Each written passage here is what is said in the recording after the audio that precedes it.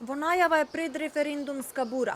Опозиција, власт, национални и граѓански партии. Земјата повторно поделена. Овој пат без јасна порака на про и контра. Според опозицијата, против референдум за преговарачката рамка се само власта и нејзините инсталации во опозицијата.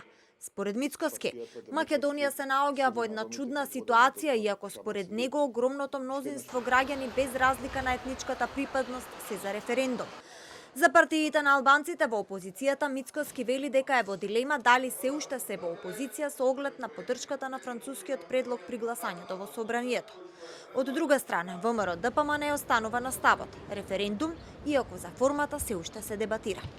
Во периодот кој што следи ќе продолжат консултациите со експертите, со јавноста, околу тоа каква форма ќе биде референдумот, задолжителна, консултативна, кога би се одржал тој референдум, кој би го поднел, дали пратениците, дали тоа ќе бидат 150.000 граѓани, дали ќе биде референдум се извинувам претходен или последователен, дали ќе се однесува на преговарачката рамка или на делот на преговарачката рамка кој што се повикува на билатералниот договор со Бугарија и изворот на проблемите, тоа е протоколот.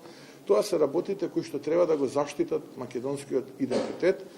А СДСМ му порачаа на Мицкоски дека денеска признал дека тој и лидерот на Левица Апасиев се сами и изолирани против ЕУ.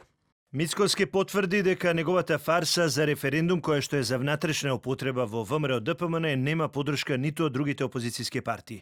Причините за проблемите во својата партија во опозицијските редови Мицкоски многу наивно се обидува да ги префрли кај некој друг, но за тоа треба да се погледне сами од себе си. Реагира и од БЕСА. Портпаролот Хоџа вели дека нивното опозицијско делување е докажано, но смета дека е очигледно дека ВМРО ДПМН кокетира со владеачката ДУИ. ВМРО ДПМН се зацкрива зад референдумот и му асистира на СДСМ во предавството на Македонија. Фарсата е кај нив, порача Стефчо Јакимовски во интервју за ТВ24. Јакимовски, кој пред неполни 2 месеци ја прекина коалицијата со ВМРО ДПМН во Карпош, предлага место референдум партиите да се обврзат со декларација. Искачаме јас, тој, Апасиев, другите партии, потпишуваме договор или декларација со која народот, ако ни даде доверба 61 пратеник, ние гарантираме дека ќе го поништиме овој договор. И ништо повеќе. Нема што да се криеме позади народот, нема што да го мачиме, нема зашто да го лажеме, ова е честна понуда.